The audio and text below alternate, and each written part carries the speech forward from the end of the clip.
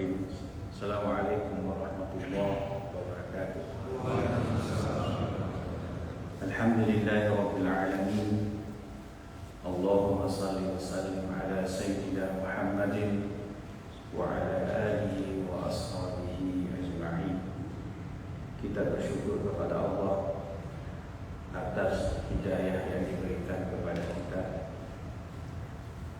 bahwa sesungguhnya pemberian Allah yang paling besar kepada seorang hamba apabila dia diringankan untuk menjalankan ibadah yang diperintahkan oleh Allah Subhanahu wa taala. Dalam buku Kunuz Al-Islami, buku ini berisi tentang cerita motivasi untuk beribadah. Di situ dikisahkan ada 5 orang bersaudara saling berjanji untuk saling mengunjungi. Mereka terpisah, nanti kalau kita terpisah kita harus saling mengunjungi. Mereka saling mengunjungi secara terjadwal. Lama-kelamaan udah mulai jarang.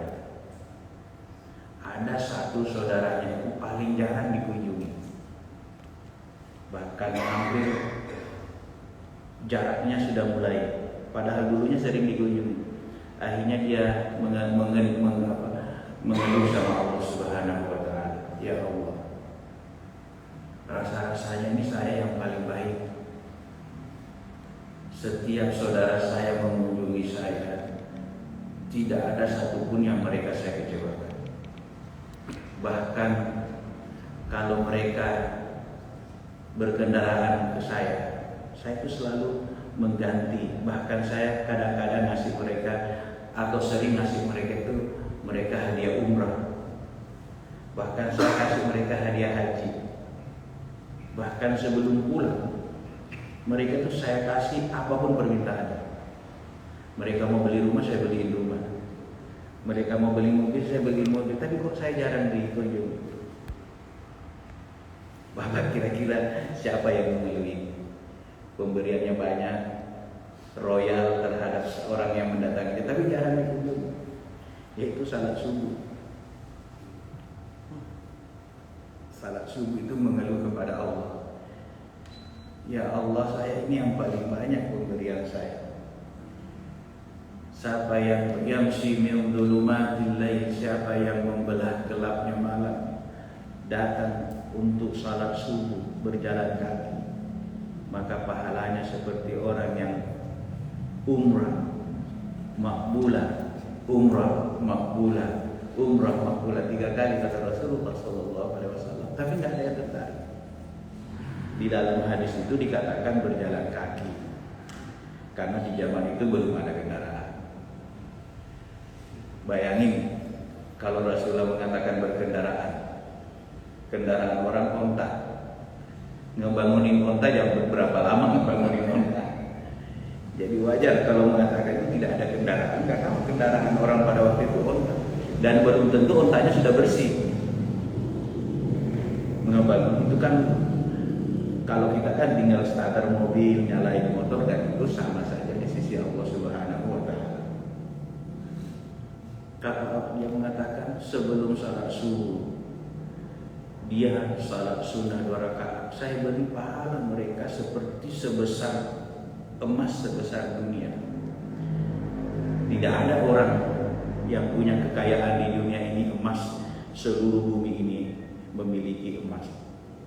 Kita di gereja itu berapa persen dari kekayaan dunia, kita berduduk di sana. Salat subuh itu memberikan kepada kita pahala 2 rakaat sebelumnya itu seberat dunia dan isinya.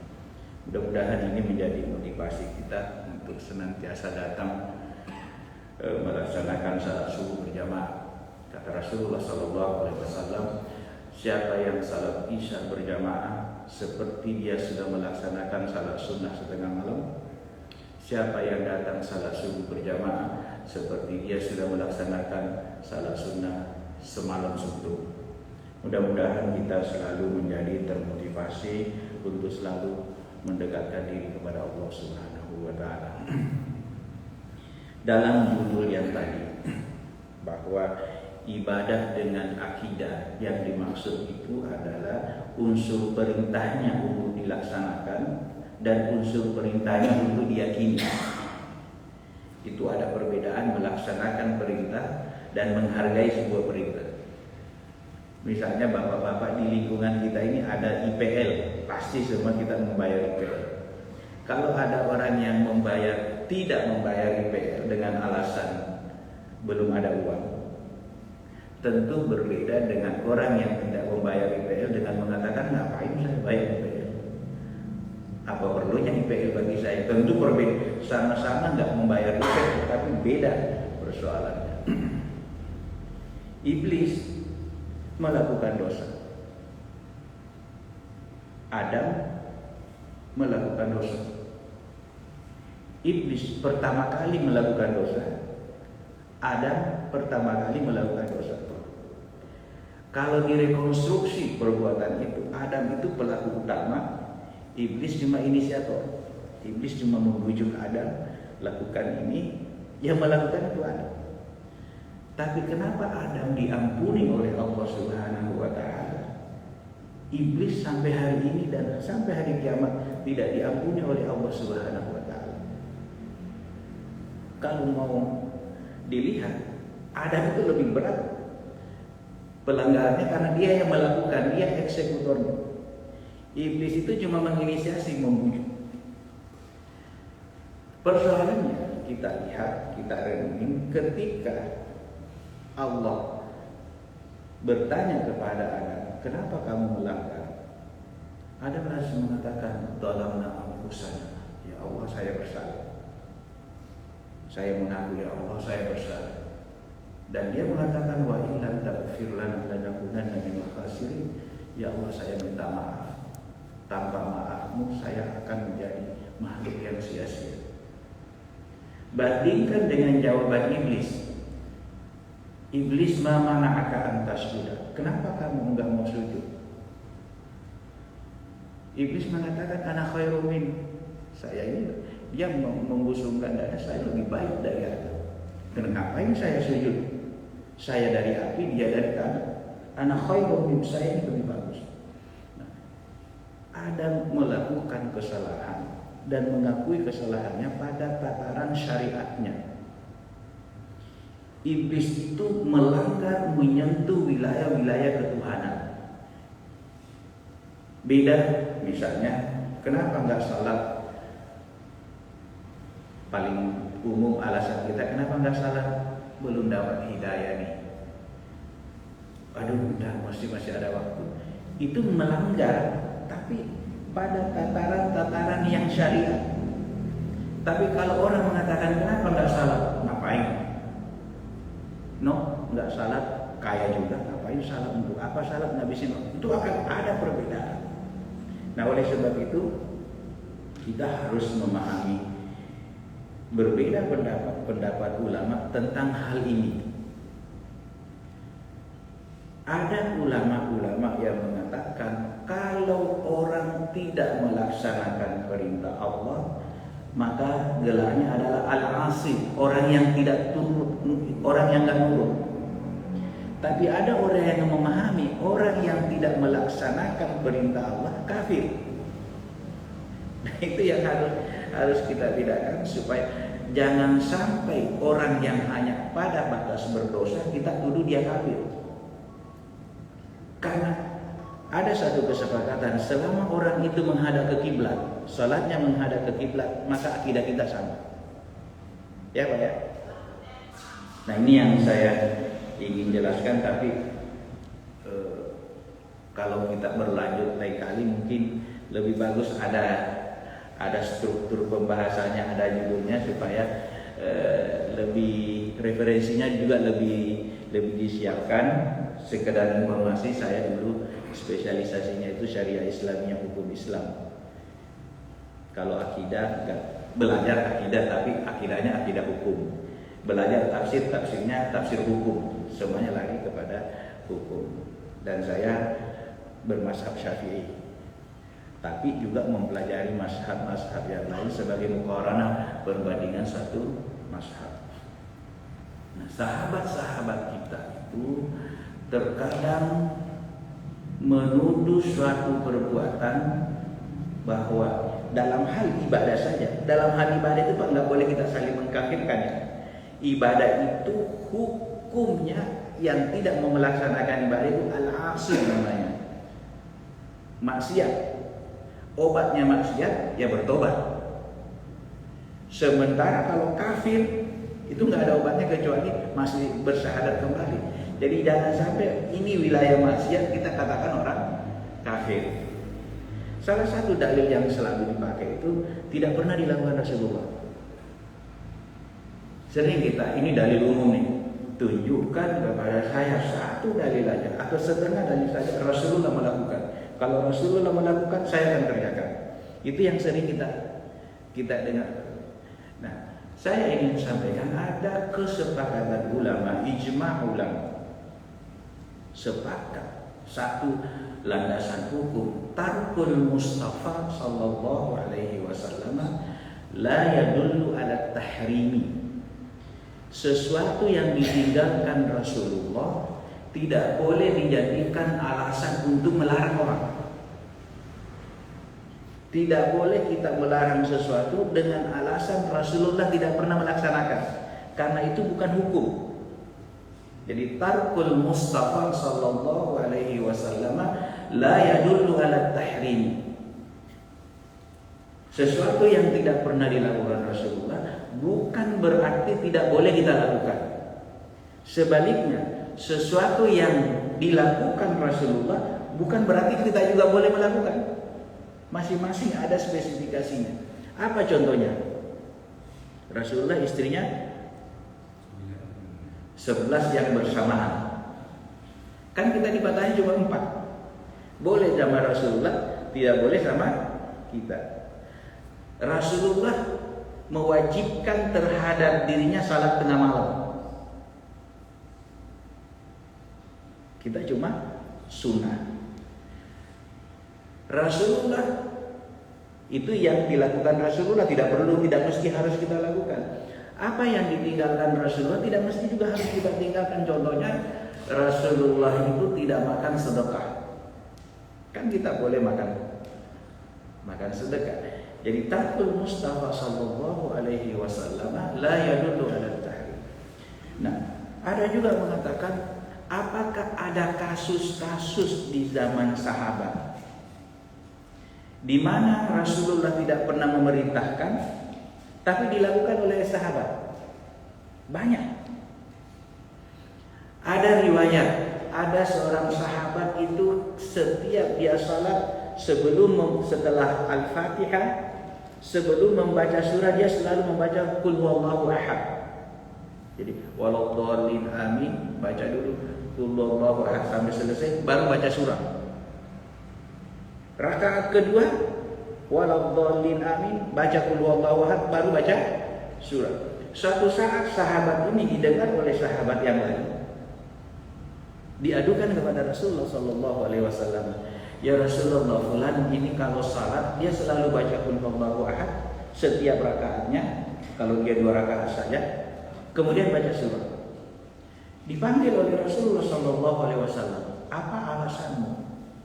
Saya enggak pernah mengajarkan begitu. Apa alasanmu membaca Qul huwallahu ahad sebelum baca surah?" Dia mengatakan, "Saya sangat senang ya Rasulullah. Saya sangat mencintai surah Al-Ikhlas." Apa jawaban Rasulullah? Kalau prinsip yang kita pakai hari ini tidak pernah dicontohkan, Rasulullah mengatakan kamu sesat. Tapi Rasul mengatakan hubbuka iya adkhalakal jannah. Cintamu terhadap surah Al-Ikhlas akan memasukkanmu ke dalam surga. Jadi kreativitas sahabat sudah ada dan tidak dilarang oleh Rasulullah sallallahu alaihi wasallam. Ada lagi riwayat. Ada seorang sahabat dalam suatu perjalanan kemalaman, mungkin orang-orang Bogor kemalaman di Bintaro misalnya. Dia minta izin, dulu kan nggak ada hotel. Dia ngelihat ada rumah besar, dia datang, "Assalamualaikum Pak, saya kemalaman, boleh izin saya di teras Bapak aja, saya bisa tidur apa tidak?" "Oh nggak boleh, nggak menerima tamu." Akhirnya orang itu nyari-nyari, dapatlah satu tempat di pasar kosong, dia tidur di situ. Setelah salat Isya, ada orang datang dia, Bapak saya lihat seperti orang baik-baik, orang soleh. Ada masyarakat kita nih Pak yang sakit, kayaknya kesurupan. Oke katanya kita tolong. Datanglah dia menolong orang yang dianggap kesurupan tadi. Ternyata yang kesurupan itu yang tadi rumahnya menolak dia untuk nginep. Nah dia bertiga sama temannya dia mandi, begini, tempelin gini. Kenapa kamu tempelin? Setannya ada di sini katanya. Pukul lagi, pukul kiri kanan, udah selesai sadar. Akhirnya dipersilahkan. Akhirnya dijamu di situ, orang itu menyesal. Sahabatnya yang bertiga tadi nanya, kok kamu tadi begitu? Dia bilang saya kerjain aja. Saya kesel. Dia yang tadi kita mau nginep tadi di rumahnya nggak ngasih, saya kesel aja, saya pukul begini. Terus yang kamu baca apa? Saya baca surah Al-Fatihah katanya.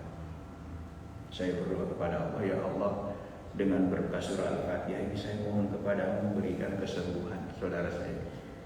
Nah, itu dia sampai di Madinah dia tanya, diadukan kepada Rasulullah SAW. Ya Rasulullah, kamu kan nggak pernah mengajarkan kita bahwa kalau ada orang begini baca surah Al-Fatihah. Ini katanya dibaca surah Al-Fatihah. Rasulullah mengatakan Al-Quran itu hudan wa syifa. Al-Quran memang obat. Jadi kita boleh melakukan kreativitas dalam ibadah dalam lingkup payung hukumnya. Bagaimana kalau kita misalnya, apakah seluruh kreativitas itu diterima Rasulullah? Tidak juga. Jadi tidak seluruh sahabat-sahabat berkreasi itu Rasulullah langsung membenarkan. Nah ada seorang sahabat, dia mengundang Rasulullah SAW untuk jamuan makan ke rumahnya. Karena kebiasaan Rasulullah itu habis salat subuh seperti ini, kemudian nanti menjelang zuhur ketemu lagi, kalau lapar gantian keliling ke rumah sahabatnya makan. Suatu saat diundang sama sahabatnya. Kalau membaca hadis tersebut, sepertinya Rasulullah sampai di rumah itu ada sakit perut. Masuklah ke kamar ke toilet, keluar dari toilet. Sahabat itu menganggap Rasulullah mungkin mau berwudu. Dia mengatakan, ala na'tika biwudu'in ya Rasulullah. Rasulullah, izin sebelum kita makan, saya kasih air.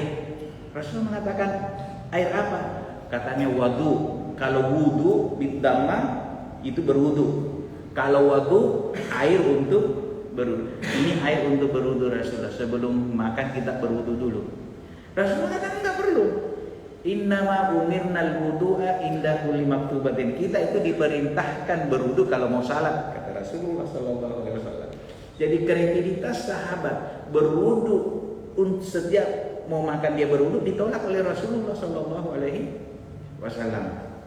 Nah sahabat itu ditanya, kenapa kamu berwudu sebelum makan? Dia ingatkan dulu ada yang cerita di depan Rasulullah bahwa dalam kitab Taurat itu umat Yahudi itu salah satu kemuliaannya kalau sudah makan dia wudu. Rasulullah waktu itu mengatakan lebih mulia kita dong, sebelum makan dan sesudah makan kita berwudu.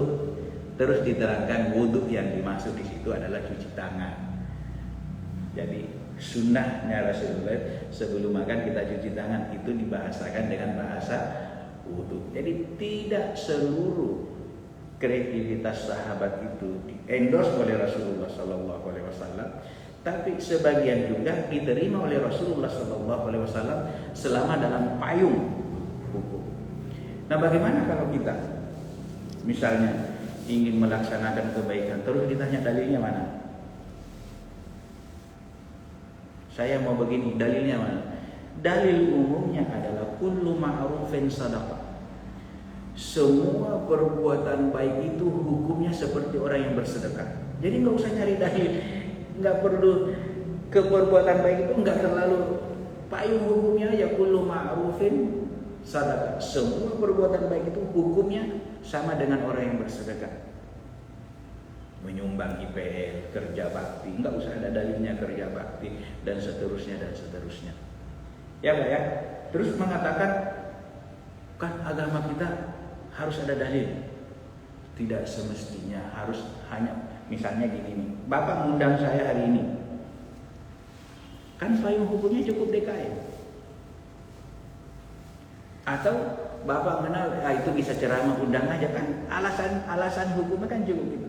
Tapi kalau Bapak ngundang Pak Jokowi ke sini, beda dong, harus Bapak dipanggil dulu ke istana, siapa panitianya, kemudian lapor ke Pangdam, lapor ke Kapolda, kemudian Bapak juga harus lapor ke wali kota, panjang hukumnya. Di dalam Islam kalau hal-hal yang sifatnya fardu, payung hukumnya juga harus kuat. Menuduh orang berzina itu harus ketat, melihat langsung, harus 2 saksi, kemudian harus yakin bahwa terjadi hubungan suami istri. Kalau tidak ditolak. Tapi kalau hanya untuk pengajian seperti ini, masa tanya dalilnya mana? Nggak usah perlu dalil. Sama dengan tadi, Bapak mengundang saya harus lapor ke Kapolda, kan nggak mesti harus ke Kapolda. Kalau hanya sekedar targhib wa tarhib, memotivasi untuk beribadah, mau'idah hasanah cukup. Mau'idah itu nasihat-nasihat yang baik itu sudah cukup. Nah, ini saya kasih contoh beberapa persoalan dalam yang sering kita, masih cukup waktunya Pak?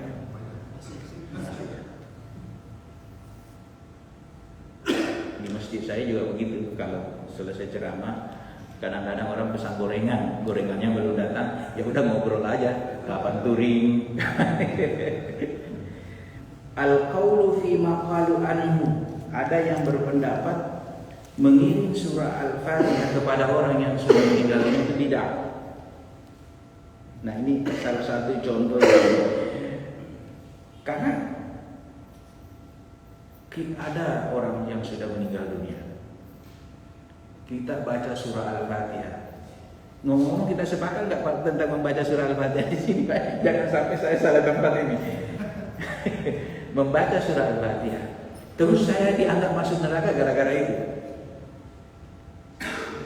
Coba kita pikir baik-baik. Bidah itu dollah itu katanya hina. Terus membaca surah Al-Fatihah, bermohon kepada Allah supaya pahalanya disampaikan kepada orang yang meninggal itu, salat 2 rakaat saya itu seperti nggak dianggap Allah, saya langsung masuk neraka.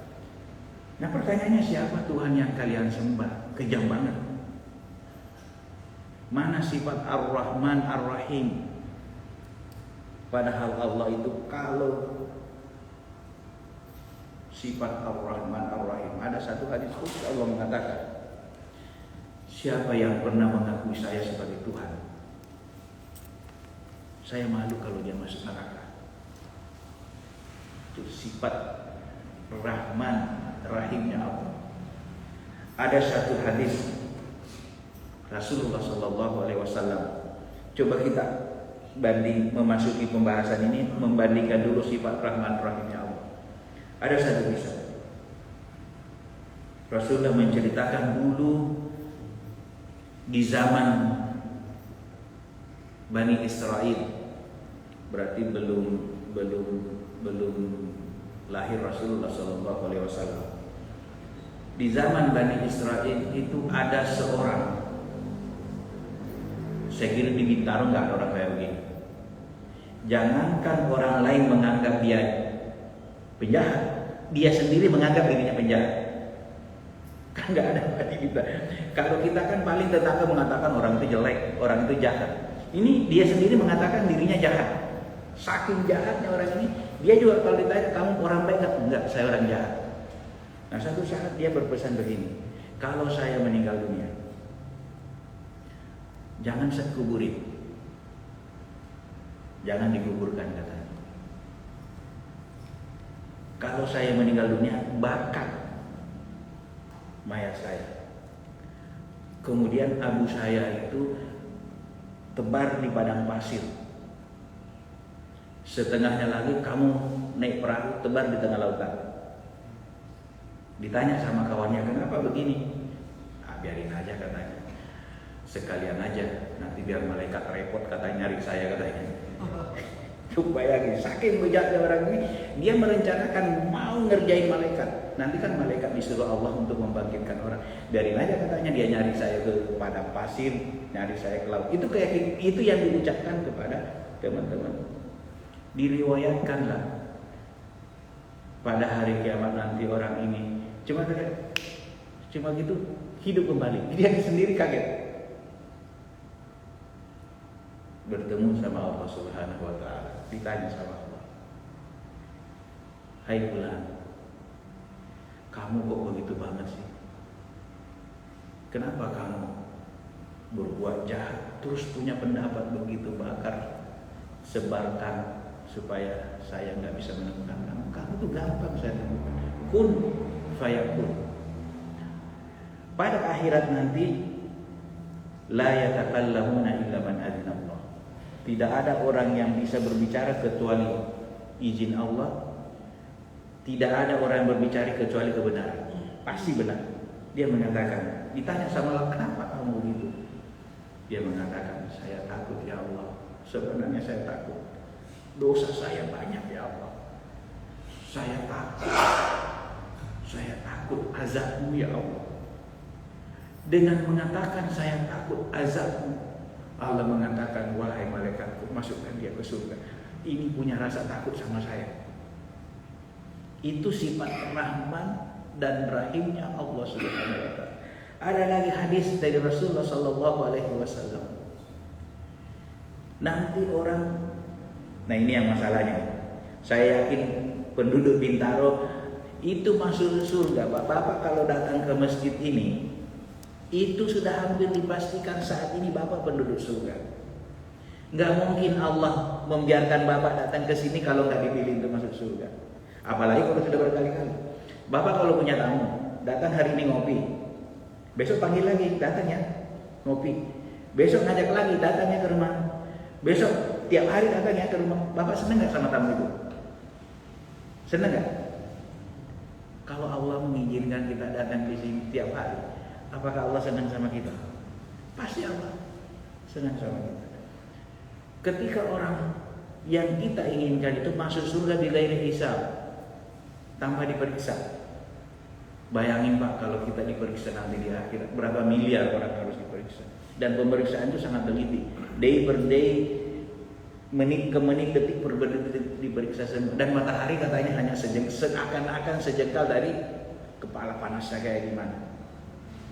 Ketika orang selesai, masuklah penduduk surga ke surga, masuklah penduduk neraka ke neraka. Masih banyak golongan ini dari umatnya Nabi Muhammad ini yang gak jelas nasibnya. Mau masuk surga gak ada pahalanya, mau masuk neraka banyak dosanya, tapi dia umat Muhammad. Allah mengatakan, coba kamu periksa mereka ini.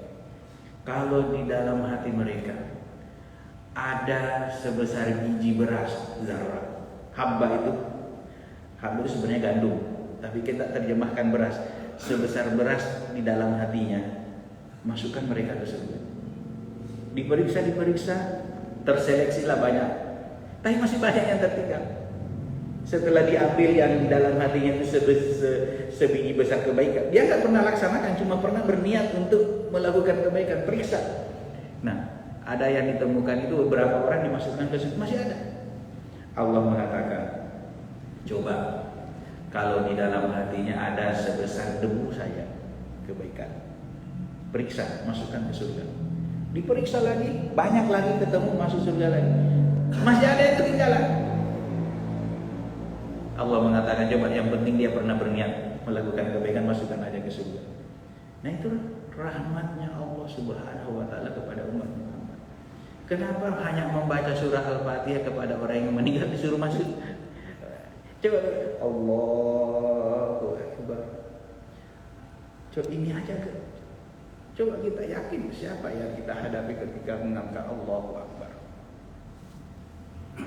Kita yang selama ini merasa bos di perusahaan, merasa punya kekuasaan, dengan itu ya Allah saya datang mengakui Engkau yang lebih besar.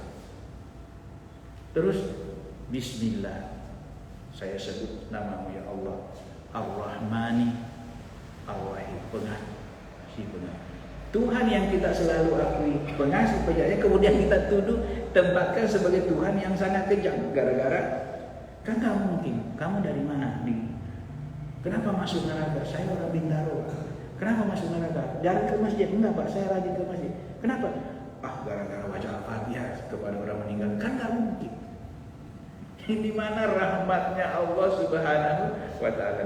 Memang pendapat ulama kita harus mempelajari beberapa dalilnya. Rasulullah Shallallahu Alaihi Wasallam, Ibnu Umar itu namanya aslinya Abdullah bin Umar.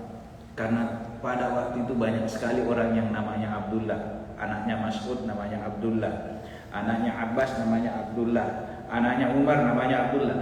Jadi dipanggil dengan gelarannya. Anaknya Umar diganti menjadi Ibnu Umar, anaknya Mas'ud namanya Ibnu Mas'ud, anaknya yang lain Ibnu Amru, Abdullah bin Amru, Ibnu Amru, dan seterusnya.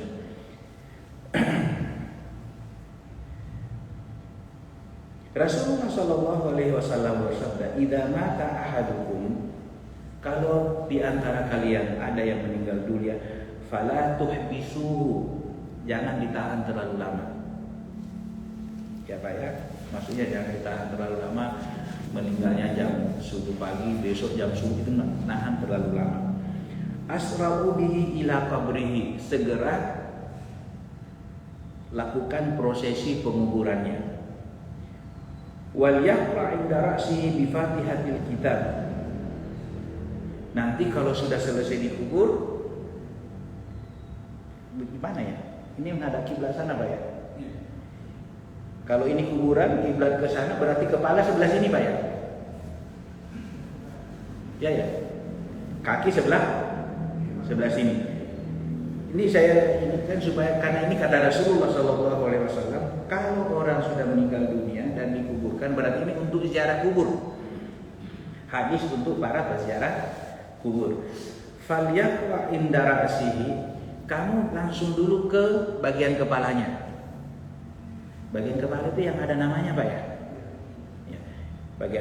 Pokoknya Bapak ke kuburan menghadap ke kiblat, sebelah kanan pasti kepala itu. Ke bagian kepalanya baca surah Al-Fatihah. Ini Rasulullah ya, dari riwayat dari Abdullah bin Umar. Jadi Abdullah bin Umar itu ipar Rasulullah. Kenapa?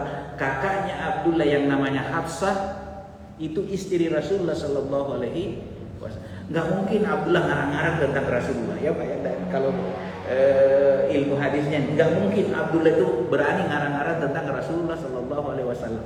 Dia anaknya Umar bin Khattab, hubungannya dengan Rasulullah ada ipar. Karena kakaknya yang bernama Hafsah itu istri Rasulullah Sallallahu Alaihi Wasallam, dan dia ini pasti dia mendengar langsung. Dia mengatakan Rasulullah Sallallahu Alaihi Wasallam, sami'atu, Rasulullah saya mendengar Rasulullah mengajarkan orang. Idza mata ahadukum fala tuhbisu. Kalau orang meninggal itu jangan lama-lama ditahan. Segera kuburkan, dan apabila setelah dikuburkan, faqra'u inda ra'sihi bi Fatihatil kitab. Bagian kepalanya, berdiri di bagian kepalanya, baca surah Al-Fatihah. Kemudian setelah itu berpindah ila rijlihi. Berarti bagian sini Pak ya. Kan kepala di sini, ini kuburan. Kepala, baca surah Al-Fatihah. Setelah itu agak geser. Ini nggak ada namanya Pak kalau di sini ya. Jadi yang bagian nisan yang nggak ada namanya itu sebelah kiri menghadap kiblat, membaca awal surah Al-Baqarah, Alif Lam Mim, sampai 5 ayat pertama surah Al-Baqarah. Kemudian baca akhir surah Al-Baqarah sampai walillahi mulkus samawati wal ard, sampai fansurna 'alal qaumil kafirin. Ini diriwayatkan oleh Rasulullah Sallallahu Alaihi Wasallam. Ada juga hadis dari Rasulullah Sallallahu Alaihi Wasallam diriwayatkan oleh Abi Hurairah. Abi Hurairah ini bapak tuh kalau umrah dari Raudhah muter keluar kuburan Rasulullah, di pintu keluar itu kira-kira Abu Hurairah nongkrongnya di situ. Di dalam kan rumah kuburan Rasulullah itu kan rumahnya, kamar tidurnya Rasulullah yang ada di dalam situ tuh. Nah, di luar itu di pintu keluar kira-kira lokasinya Abu Hurairah nongkrong di situ tuh selama 3 tahun 4 tahun. Abu Hurairah memang terakhir masuk Islam setelah di Madinah. Makanya banyak yang menuduh hadisnya kurang pas. Tapi sebenarnya Abu Hurairah itu 24 jam nongkrong dengan Rasulullah Shallallahu Alaihi Wasallam. Abu Hurairah mengatakan, "Man dakhalal maqabir, kalau kalian ziarah kubur, sumaka maka bacalah surah Al-Fatihah. Setelah surah Al-Fatihah baca qul huwallahu ahad. Setelah qul huwallahu ahad baca Alhaakumut Takatsur. Setelah itu berdoa kepada Allah, ya Allah, saya mohon kepadamu sampaikan pahala surah Al-Fatihah ini kepada roh dan seterusnya dan seterusnya. Nah, dari hadis Abi Hurairah inilah berbeda pendapat ulama. Ulama itu sepakat boleh bahkan harus membaca Al-Quran atau mendoakan orang yang meninggal dunia itu setelah meninggal dunia. Ya Pak ya, sepakat. Tapi berbeda pendapat bagaimana caranya sampai. Abu Hanifah mengatakan ya udah bacakan surah Al-Fatihah, niatkan kepada itu sampai. Ditanya Imam Malik juga mengatakan ya sampai. Ditanya Imam Syafi'i mengatakan tidak sampai. Nah, inilah yang suka dipelintir ini karena sampai komanya. Imam Syafi'i mengatakan tidak sampai, ada yang sampai di situ saja. Padahal Imam Syafi'i mengatakan tidak sampai kecuali dia berdoa kepada Allah untuk disampaikan. Karena hadis dari Abu Hurairah mengatakan setelah baca Al-Quran kalian harus berdoa, Allahumma ja'al thawaba ma qaratnahu minal fatihati wal ikhlasi wat takatsuri ila ruhi. Oleh sebab itu kita ini belum kenalan dalam Pak ya, belum tahu Bapak mazhab apa di sini. Jadi saya agak hati-hati nih menyebutnya nih. Tapi di NU secara umum, baik yang NU struktural maupun tradisional itu biasanya mengatakan ila ruhi. Nah, ila ruhi itulah meminta kepada Allah Subhanahu wa taala, seakan-akan mengatakan ya Allah, sampaikan kepada ruh siapa yang surah Al-Fatihah yang saya baca. Jadi menurut Imam Syafi'i, kalau dibaca doang tidak cukup, dibaca dan diminta kepada Allah Subhanahu wa taala. Harus berdoa Allahumma ausik. Tapi kita di Indonesia sudah diajarkan oleh guru-guru kita dipersingkat ila ruhi, kepada yang terhormat. Maksudnya ya Allah titip ya, ini alamatnya. Nah, banyak hadis-hadis sebenarnya. Dulu Imam Ahmad bin Hanbal pernah berpendapat itu bid'ah. Imam Ahmad bin Hanbal pernah beberapa saat dia berpendapat itu bid'ah. Tapi suatu saat Imam Ahmad setelah menjenguk orang pulang, dia melihat orang membaca Al-Quran di kuburan. Ditanya temannya itu ngapain? Oh, dia baca surah Yasin katanya. Kok di kuburan? Ya di kuburan, itu kan keluarganya yang meninggal dunia. Imam Ahmad mengatakan suruh pulang, itu bid'ah. Terus temannya tadi ini, bagaimana pendapatmu dengan Abdurrahman Syalabi? Wah, itu orang baik Abdurrahman Syalabi. Kamu percaya gak hadisnya? Di zaman Ahmad bin Hanbal itu belum ada Imam Bukhari Pak ya. Sudah ada tapi belum bukan siapa-siapa itu Imam Bukhari. Kan urutannya begini Pak. Abu Hanifah belum lahir Imam Bukhari. Imam Malik belum lahir Imam Bukhari. Imam Syafi'i meninggal dunia Imam Bukhari umur 8 tahun. Dia belajar sama Imam Ahmad. Imam Ahmad itu muridnya Imam Syafi'i. Bukhari itu belajar ke sini. Jadi belum kita enak sekarang. Persoalannya apa? Ketik banyak buku hadis. Zaman mereka nggak ada. Urutan-urutannya seperti itu Pak ya. Ditanya bagaimana pendapatmu tentang Abdurrahman Syalabi? Oh, itu orang jujur. Kalau hadisnya kamu percaya, saya terima hadisnya. Nah, temannya mengatakan Abdurrahman Syalabi pernah meriwayatkan hadis dari Amr bin As. Amr bin As mengatakan, saya diwasiatkan oleh Rasulullah karena dia mau berangkat ke Mesir. Ya Amr, sahabat, nanti mungkin kita nggak, kurang lebih seperti Amr, kalau mungkin kita nggak ketemu lagi. Karena pelanggaran kan dulu itu nggak ada kendaraan, nggak ada pesawat. Kalau kamu meninggal dunia, wasiat kamu minta kepada anak-anakmu baca Al-Quran di kepalamu, Al-Fatihah, dan baca akhir surah Al-Baqarah. Kalian tadi kan awal dan akhir. Kalau Amr bin As akhir surah Al-Baqarah di bagian kaki. Wasiatkan itu baca di kuburanmu dan minta kepada Allah. Insya Allah akan meringankan segala perhitungan di alam kubur nanti. Sejak mendengarkan itu, Ahmad bin Hanbal merubah pendapatnya. Dia mengatakan ya udah, kasih tahu orang itu tadi baca aja lagi. Nah itulah pendapat ulama. Ulama itu Pak, dia nggak kokeh. Ulama itu berpendapat karena lillahi ta'ala, bukan karena gengsi. Banyak ulama-ulama, bahkan Imam Malik, Imam Abu Hanifah. Coba lihat Pak, ulama itu nggak ada yang fanatik terhadap pendapatnya sendiri. Abu Hanifah itu ada murid Abu Hanifah, dia pergi umrah ke Madinah, ketemu dengan muridnya Imam Malik, berdebat, menang.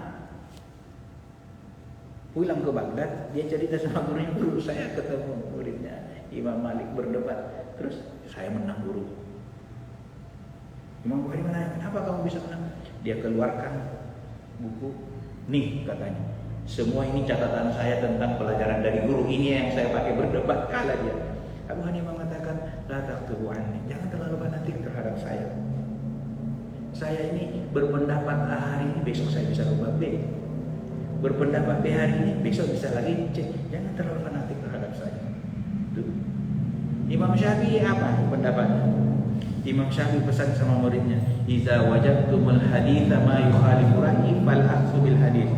Anak-anakku sekalian, suatu saat kalian menemukan hadis itu berbeda dengan pendapat saya, yang benar itu adalah hadis, bukan pendapat saya. Jadi kita jangan terlalu fanatis terhadap satu mazhab. Ambillah semua pendapat itu, ada saatnya diperlukan.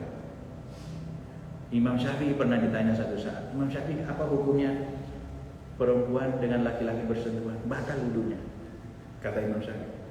Terus bagaimana kalau kita umrah?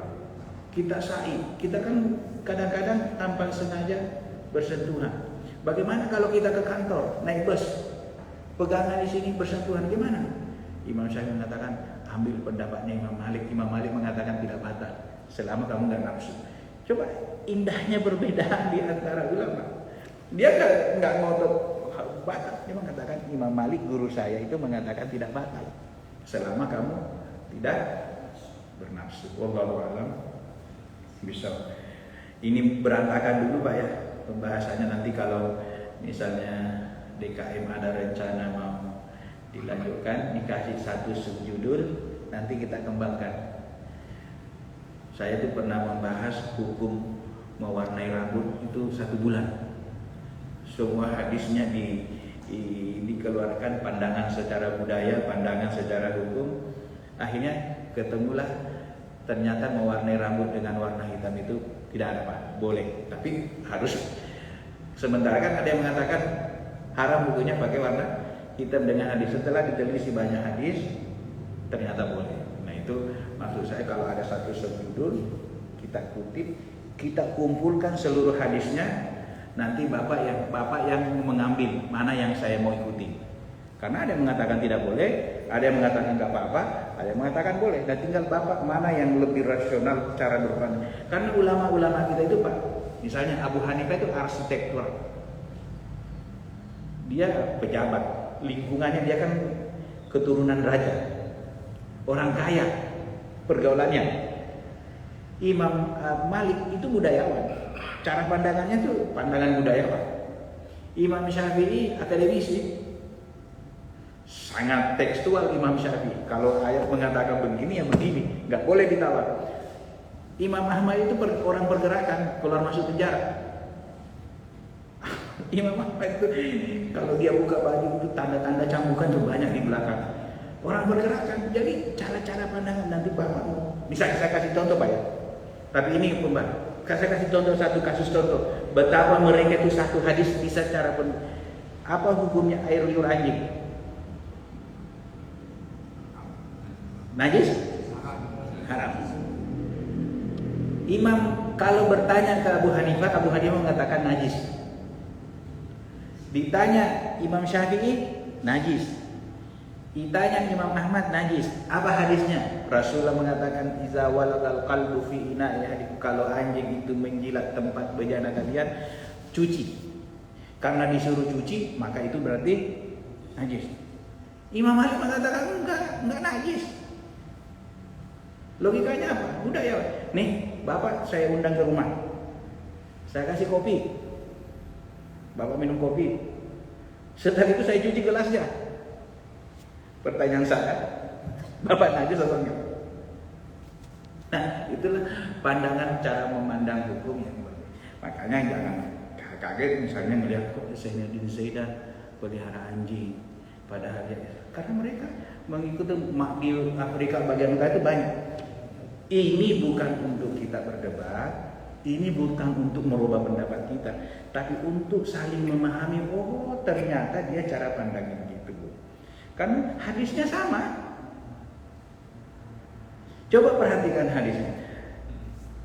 Kalau anjing itu menjilat bejanamu, bejana itu ada di mana? Di dapur kan? Kalau struktur rumah dapur itu di depan apa di belakang? Berarti sudah di dalam rumah. Loh, kok anjing bisa masuk sampai ke situ? Ternyata dalam kehidupan orang Arab itu anjing itu sahabat. Nenek Rasulullah SAW ada yang urutan kelima atau urutan ada namanya Ibnu Kilab, anak anjing. Itu dengan bangga mengatakan Ibnu Kilab, saya ini anak anjing, karena sangat senang dengan anjing. Nah, nanti dibahaslah, ada hadis malaikat tidak bisa masuk ke rumah. Itu dikupas hadis. Baik yang mengatakan ini dalilnya untuk mengatakan haram, baik yang mengatakan dalilnya ini mengatakan nggak apa-apa, dikupas hadis. Kenapa malaikat nggak bisa masuk? Karena pada waktu itu Rasulullah itu sudah ada appointment dengan Jibril. Jibril itu mau datang bawa wahyu. Terus, nih kok sudah jam segini Jibril belum datang-datang nih. Rasulullah begitu dia, oh Jibril ada di luar, kenapa nggak masuk? Jibril mengatakan kita ini malaikat nggak bisa masuk kalau ada anjing. Ternyata di bawah tempat tidur Rasulullah itu ada anjing tidur. Diusirlah anjing itu baru. Nah, itu pandangan hukum itu. Kalau itu yang saya bilang harus di benar-benar. Nah, kalau kita belajar hukum itu harus tepat dalil itu satu dalil, 4 pendapat itu dalilnya kenapa dia berpendapat gini. Oh, sisi pandangnya dia begini nih. Kenapa dia begini? Rasulullah mengatakan cuci. Nah, dia melihatnya dari sisi cuci. Kenapa kita perlu banyak? Ada saatnya. Kalau Bapak seorang polisi pelatih anjing, bagian narkoba harus bergaul. Ada saatnya kita memerlukan itu. Sama dengan kita ini saya berpendapat bersentuhan batal wudu. Tapi ada saatnya kita perlukan pendapat yang mengatakan tidak batal. Tapi kita harus penuhi. Kita umrah, kita naik bus, kita bersentuhan tanpa sengaja. Kita meyakini, oh saya tadi nggak nafsu. Tapi begitu Bapak bersentuhan, di otaknya mikir-mikir, wah tuh bagaimana, itu batal wudu Bapak. Iya Pak ya. Memang maaf Pak, ini kemana-mana pembahasannya. Cuma kalau dilanjutkan, saya spesifikasi saya syariah Islamiyah, hukum Islam. Nanti kalaupun dilanjutkan jangan dikasih judul akidah. Nanti lari ke hukum lagi. Sama dengan Pak Habibie, kalau tidak tahu apapun judulnya pasti cerita pesawat. Allahu a'lam. Pesawat.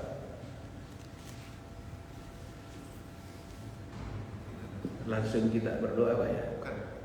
Dialog kan kalau. Ayo silakan. Kalau ada yang mau bertanya, silakan Pak. Ini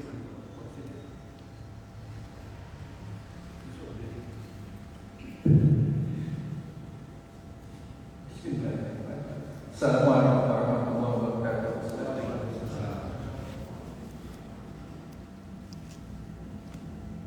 Ya Ustaz, ada 2 pertanyaan. Pertama, mengenai hormat bendera dan hormat lagu kebangsaan. Ya. Itu dari segi hukumnya bagaimana Ustaz? Menyanyikan Hormat terhadap upacara kenaikan bendera, hormat terhadap upacara lagu kebangsaan. Yang kedua Ustaz, tadi Ustaz menyinggung mengenai haram mereka masuk dalam rumah. Pertanyaan saya mengenai lukisan Ustaz, karena ada yang sebagian bilang kalau lukisan atau foto atau lukisan itu nggak masalah, karena itu dikasih nyawa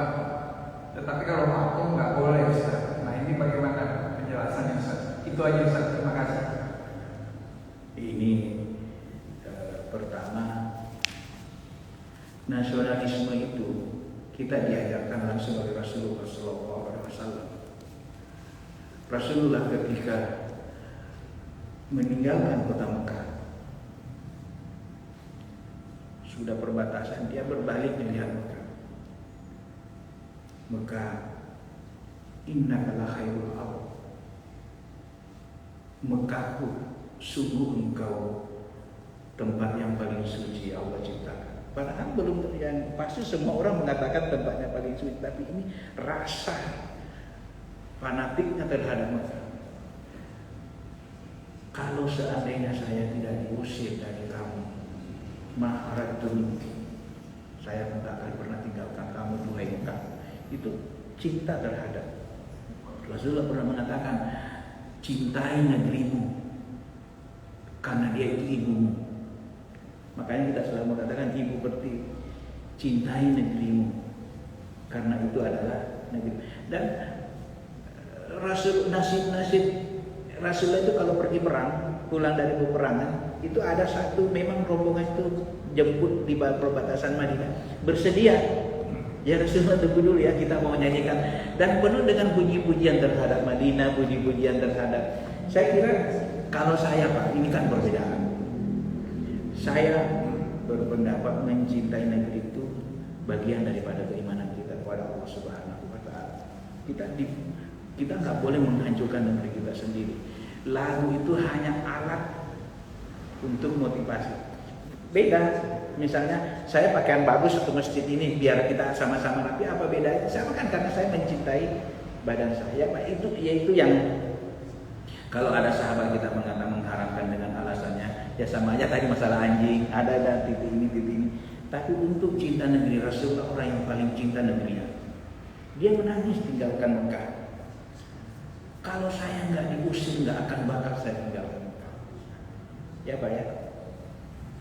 Kita bisa berbeda pendapat dengan siapapun, tapi Rasulullah selalu mengatakan, "Iza wajadtum ikhtilafan fa'alaikum bil jamaah." Tidak apa-apa kalian berbeda pendapat, tapi jangan lepaskan dari persatuan. Kita harus bersatu. Dulu founding father kita ketika ingin diminta menghilangkan sila pertama, kewajiban melaksanakan syariat Islam bagi pemerintah, itu mendengarkan nasihat Rasulullah SAW. Kita harus lebih mengutamakan persatuan daripada sekedar memaksakan kebenaran yang kita yakini sebagai satu pendapat. Yang kedua, ada kaidah hukum. Karena saya kan belajar kaidah hukum gini Pak. Al-ara'u kulluha dhanniyah illa man ja'a minan nabi. Semua pendapat manusia, ulama, ahli dan seterusnya boleh diterima, boleh ditolak. Kecuali kalau didasarkan dengan hadis Rasulullah Sallallahu Alaihi Wasallam. Jadi kalau hanya sekedar pendapat saya, silahkan terima, ditolak silahkan ditolak, karena saya tidak berdasarkan kepada Rasulullah Sallallahu Alaihi Wasallam. Mengenai gambar itu panjang nanti kita. Kalau itu bisa dijadikan subjudul nanti, gambar apa yang dimaksud. Kenapa Rasulullah mengatakan la tattakhidhu jangan jadikan masjid itu sebagai kuburan atau tempat beribadah nanti.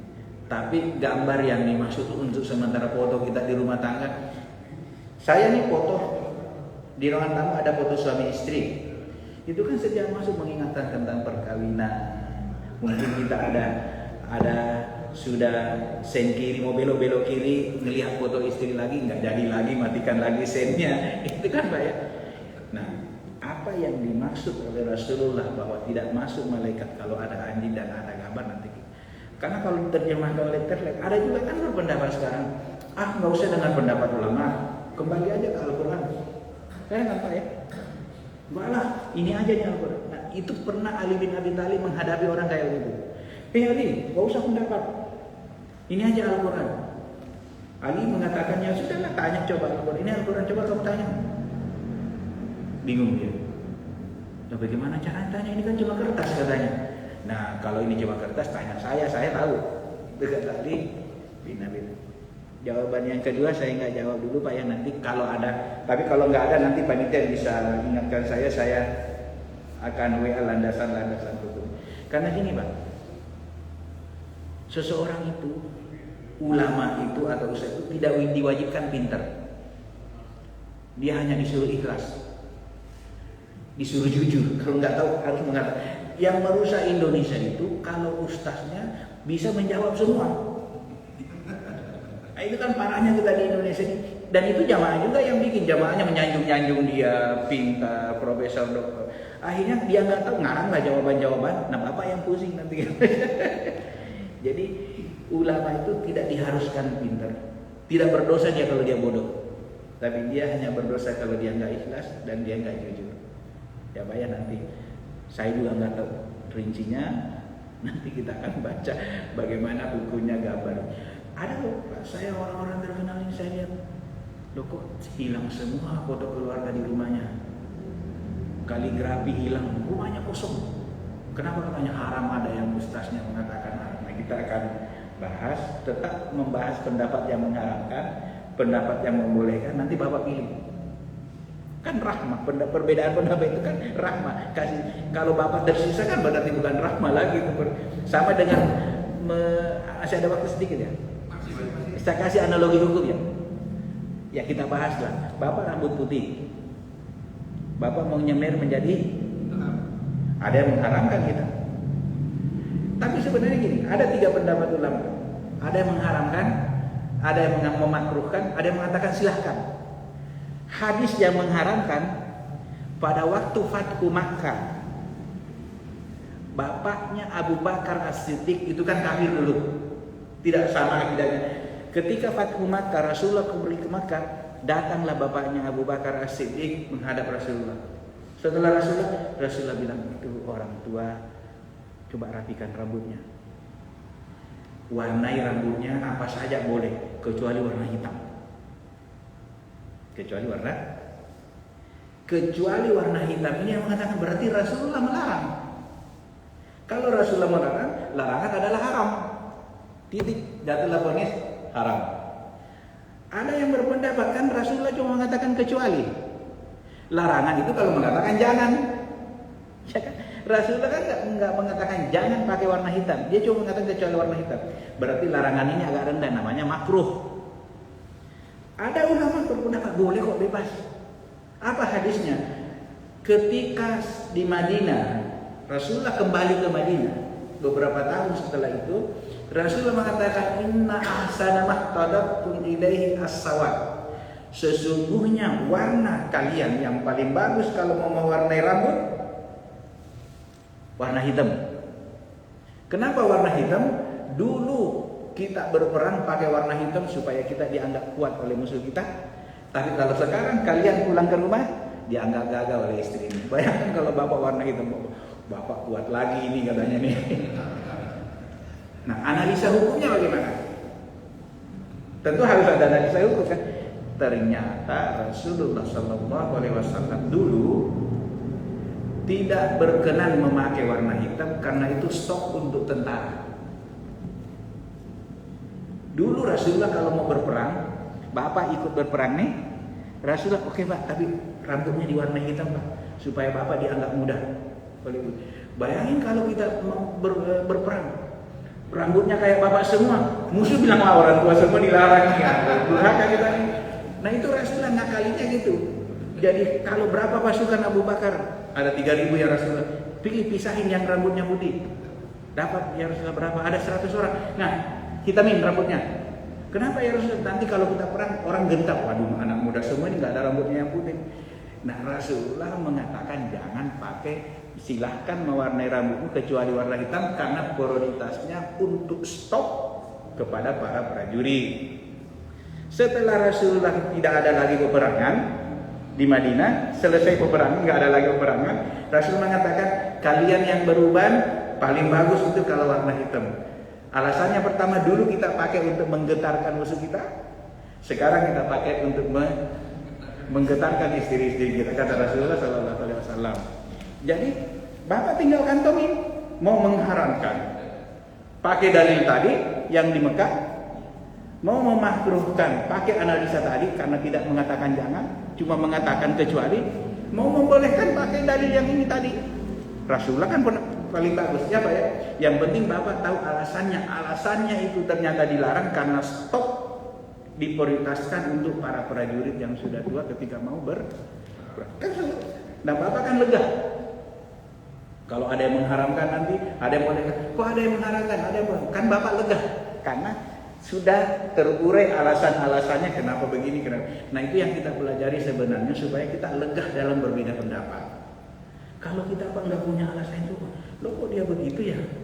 Jangan-jangan saya salah nih. Akhirnya saling mencurigai. Padahal yang dia sembah itu Ar-Rahman Ar-Rahim. Makanya Rasulullah setiap mau salat tahajud kata Aisyah, doanya begitu, ya Allah, Engkau mengetahui perbedaan kami setiap hari. Anta tahkumu baina ibadika fima yakhlaqu. Kamu yang menghukum kami ya Allah. Hidayah, berikan kami hidayah dalam perbedaan kami. Ya Pak ya? Ya. Yang kedua enggak saya jawab karena dalilnya perbenaran dari saya kurang. Lebih baik jujur Pak ya daripada saya jawab Bapak kok jawabannya begitu. Masih ada?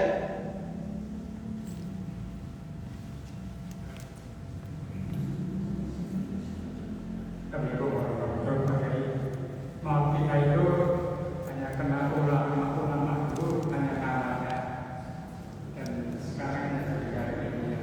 Tapi kalau kita hanya kenal namanya, maksudnya doa, saya salah satu untuk ulama-ulama terdahulu itu, apakah nanti di akhirat kita dikenal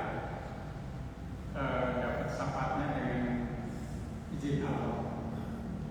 Karena itu ada Imam Hasan Basri, ada orang mengaku bahwa dalam mimpinya ibunya mukanya lantas supaya ngirim sholawat, setelah itu mimpi lagi mukanya sudah bersih gitu. Makasih. Jadi pertama mimpi Rasulullah mengatakan tanda-tanda kenabian itu sudah ditarik oleh Allah Subhanahu wa taala. Tapi ada beberapa masih ada mimpi dan firasat. Makanya Rasulullah mengatakan ittaqu firasatal mu'minin. Jangan suka ngeremehkan firasatnya orang-orang beriman, terutama firasat seorang ibu. Jadi Nabi itu firasatnya kuat, mimpinya selalu benar. Nah, kalau mimpi kita itu membawa kebaikan ya kita ikutin. Misalnya ketemu ibu mukanya hitam, terus ada orang mengatakan oh itu mau dibacain doa, baca doa kan bagus. Nah itu bacain aja doa. Ketemu lagi mukanya putih, jangan berhenti bacain doa, nanti hitam lagi. Jadi bacain aja terus. Bagaimana dengan ulama yang kita nggak kenal? Kita memang dianjurkan untuk mendoakan orang yang kita kenal maupun yang kita tidak kenal. Kan al-mu'minina wal mu'minat al-ahya'i minhum wal. Jadi nggak usah itu tabarruk kepada ulama itu. Ada yang mengatakan sunnah, ada yang mengatakan bagus. Imam Asy'uti kalau dia ke Baghdad, Imam Asy'uti itu salah satu imam besar mazhab Syafi'i. Kalau ke Baghdad dikasih tahu, Imam dulu Abu Hanifah itu suka di situ. Dia berdiri, dia pergi cium. Dia cium tempatnya Abu Hanifah dulu itu karena rasa hormatnya kepada itu, mencium aja bertabaruk apalagi mendoakan.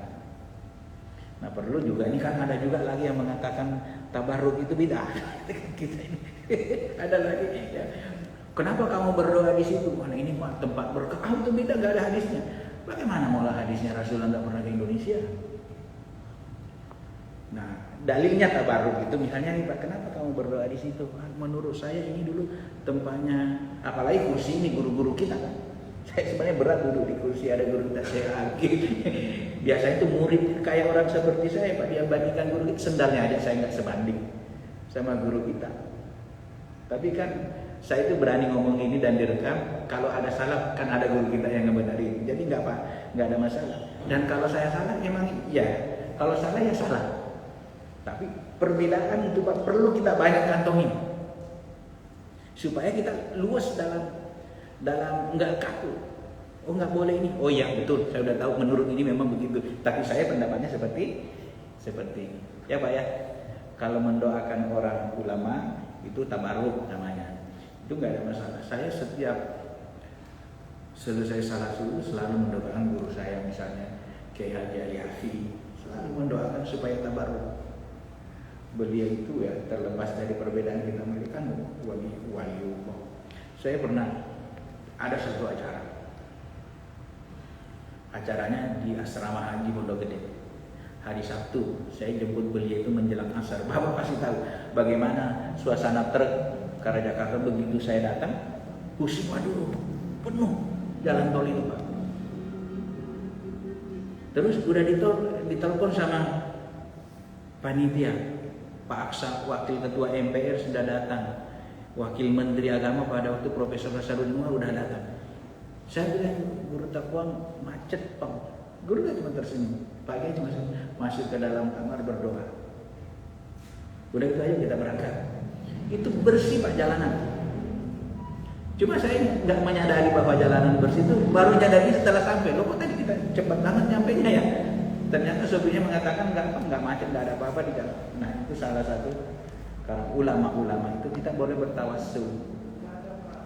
Nah nanti kita sebelum itu kita harus pelajari dulu tabarruk apa hukumnya, tawassul apa hukumnya.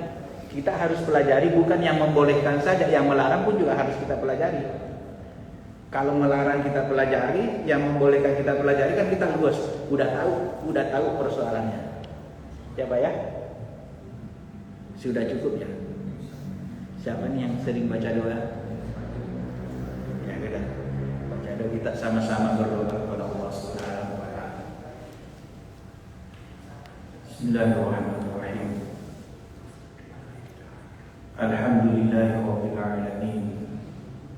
Hamdan yuwasi ni'amahu wa yukafi'u mazidah. Ya zal jalali wal ikram.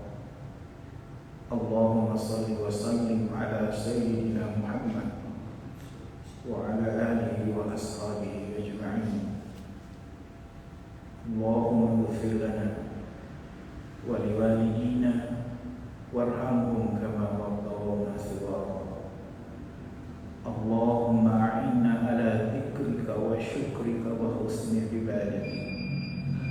Allahumma ilal khairi faqarribna wa an syarri fab'idna bi rahmatika ya arhamar rahimin. Allahumma ansur ikhwanana fi Palestin. Allahumma ansur ikhwanana al-mujahidin fi Palestin. Allahumma arham ikhwanana fi Palestin. Innaka ala kulli syai'in qadir. Allahumma sahhil lana umurana warzuqna rizqan wasi'an halalan thayyiban mubarakan wa anta khairul raziqin. Rabbana atina fid dunya hasanah wa fil akhirati hasanah wa qina adzaban nar wa adkhilna al-jannata ma'al abrar. Ya Aziz, Ya Ghaffar, Ya Arhamar Rahimin. Sallallahu alaihi wasallam Muhammadin walhamdulillahi rabbil alamin. Assalamualaikum warahmatullahi wabarakatuh.